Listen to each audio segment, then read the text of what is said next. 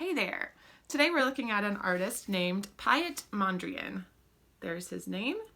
He's a Dutch artist and he is best known for his abstract paintings. Maybe you have seen those before. If you've taken a class at Pulp and Pigment, you probably remember that we've done some projects based on him before. He is best known for his abstract paintings. And not only are they abstract, we also use a word, non-representational. That's a big word that basically means it doesn't represent anything. It doesn't look like anything. It's just supposed to be about colors and shapes.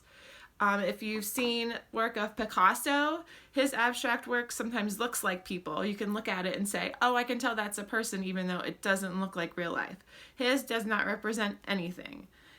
So I wanted to talk a little bit about how artists kind of learn the rules before they break them. So sometimes you might see a painting like that in a museum and not really understand why it's there. If anybody could do that, anybody can draw some squares. So here's an example of a landscape that he did before he moved on to non-representational art. And I just wanted you to see that he was able to paint in a representational manner, but he chose to break the rules and do something new and challenge himself. So he got a little bored and said, what can I do? How can I do something brand new that nobody's ever seen before? So let's look at one more of his paintings. That one's really cool. That kind of reminds me of like a street or a bird's eye view of a city. But still, that's just what it reminds me of. It's not supposed to represent that.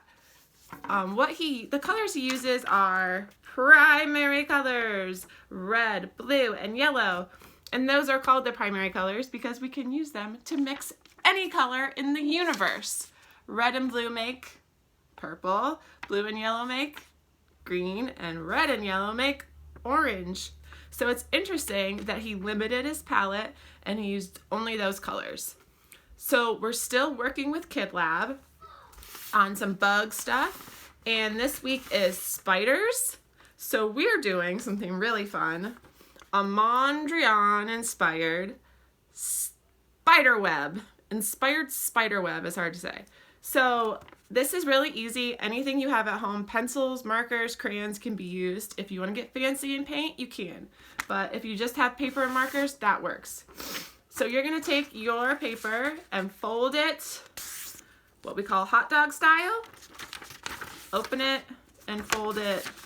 My paper is a square, so it's a little bit confusing, but if you have computer paper, you'll be able to see hot dog and hamburger style. So basically fold it in half, one way and then the other way. Then we are going to take a marker. Here's my marker.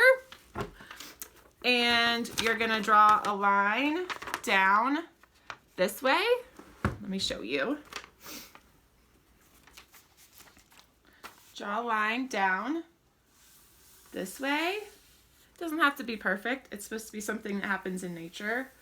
Spider web. You can use a ruler if you want to. I'm just kind of not really a ruler person. And then you're gonna use your marker or your crayon or your pencil and draw a line this way and this way and this way and this way. Are you ready? Okay. Then we're gonna make little swoopy lines just like this. Boop, boop, boop, boop, boop, boop. My students know I like to make weird noises when I'm drawing examples.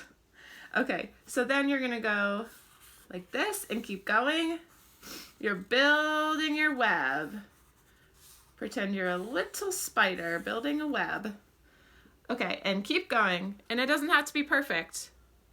You're just making a geometric design like Mondrian, but you're doing yours in a different style.